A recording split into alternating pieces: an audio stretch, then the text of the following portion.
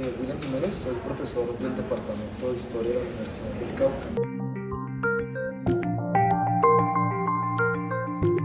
He realizado estudios sobre todo en el siglo XVIII sobre la relación entre ciencia moderna y sociedad, lo que se puede hablar como historia social de la ciencia.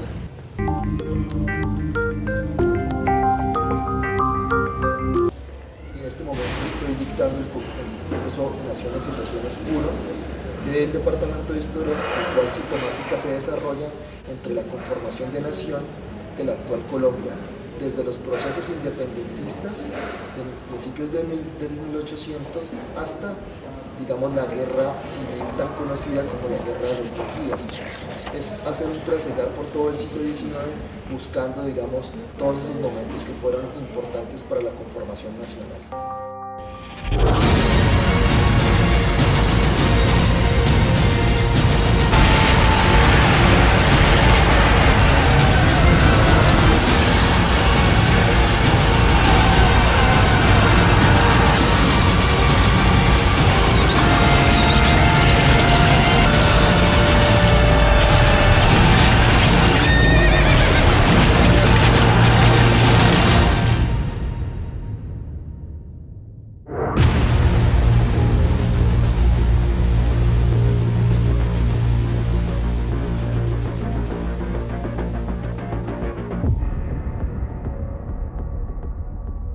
Una de las cosas principales que se va a dar en este momento en el ámbito político va a ser la pugna entre varios, digamos, ideólogos o varios integrantes de lo que van a ser los partidos tradicionales políticos del país, que son los liberales y los conservadores.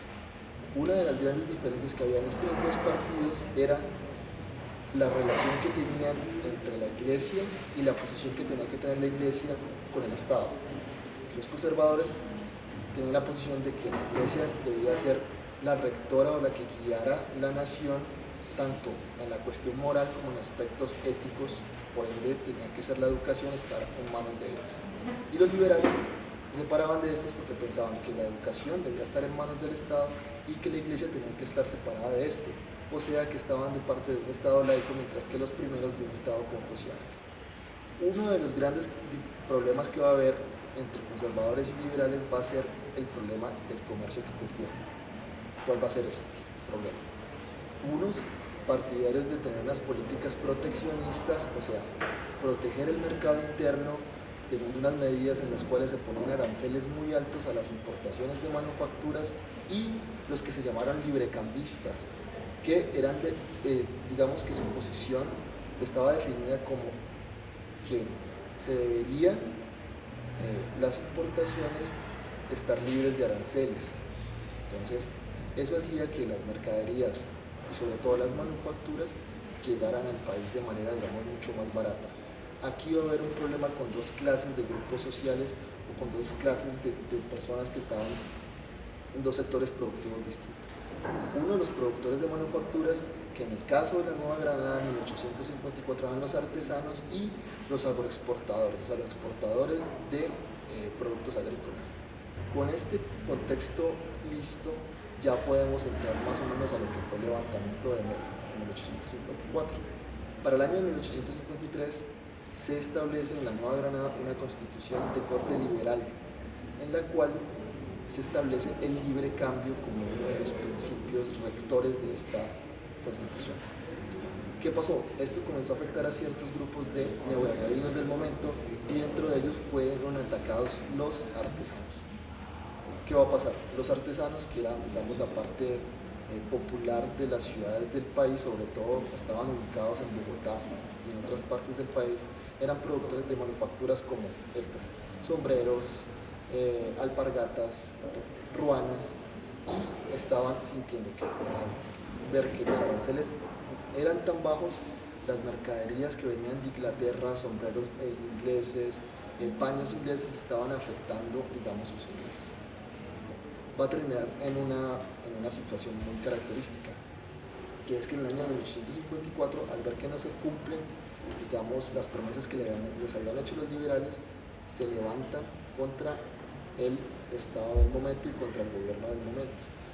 Al levantarse, estos artesanos de los barrios populares, digámoslo del momento, del barrio de San Victorino sobre todo, van al Congreso cuando están en la elección del presidente y piden, o sea, se toman el poder a partir de ser liderados por este general Melo, que fue un general de la independencia, además de corte, digamos, popular, y piden que se tumbe el gobierno actual y que suba como presidente el general José María Obando, que era el personaje que ellos creían que los iba, digamos, a defender de estas políticas que estaban, digamos, en contra de lo que ellos pensaban que debería ser la política de comercio exterior. ¿Qué pasa?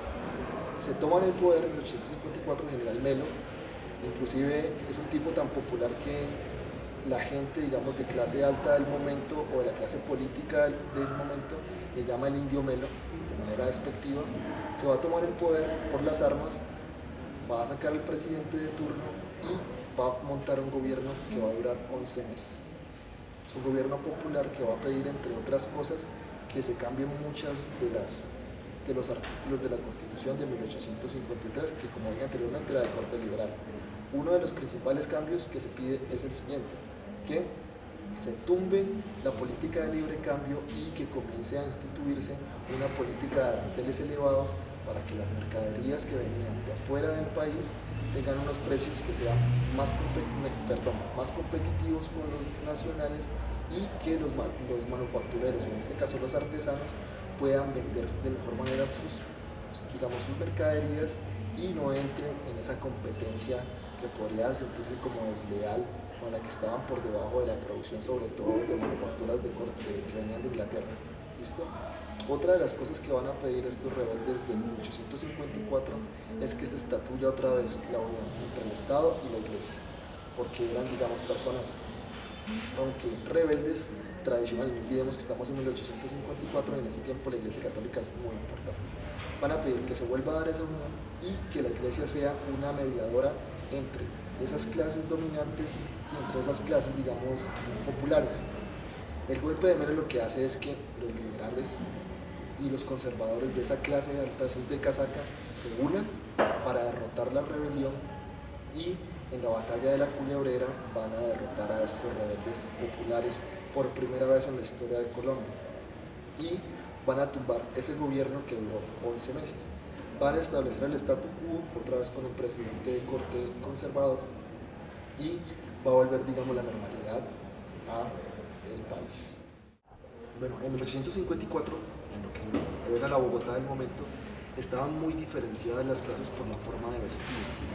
No olvidemos que es un clima frío, las personas del pueblo usaban lo que se llamaba en el tiempo tejidos de la tierra, o sea, tejidos hechos aquí en el país.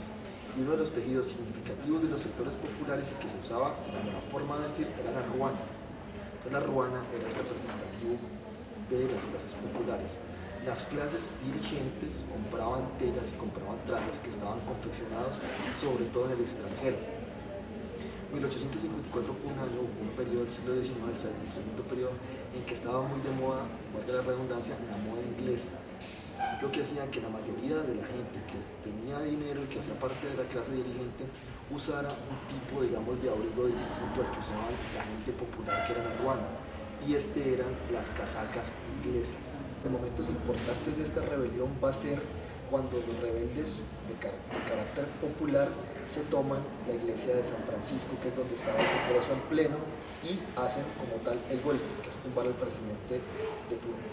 Están todos, digamos, las personas de la dirigencia reunidos y son sorprendidos por esta turba de aldeanos casi. Olvidemos que Bogotá en ese tiempo tendría 40.000 habitantes y presionan para que el presidente, digamos, no sea elegido, digamos, o caiga, y piden que suba, como decía anteriormente, el general José María Obando, que se resiste a ser, digamos, un golpista e ir en contra de la Constitución.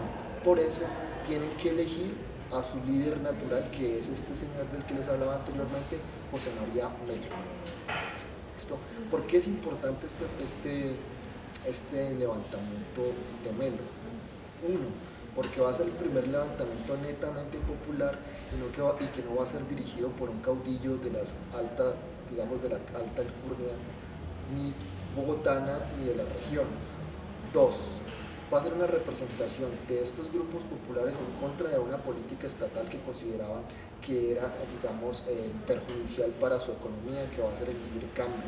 Una cuestión que va a estar en la discusión y en la palestra colombiana desde este periodo casi que hasta inicios del siglo XX, cuando se da el término del proceso que se va a llamar la regeneración.